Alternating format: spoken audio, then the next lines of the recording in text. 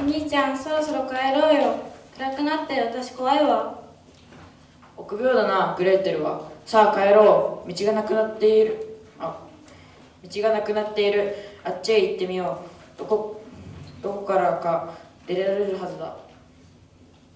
二人は森の奥へと入り込んでしまいました。その時でした。木々の間から小人が現れました。怖がらなくていいよ。今夜はここでお休み。私が守ってあげるから。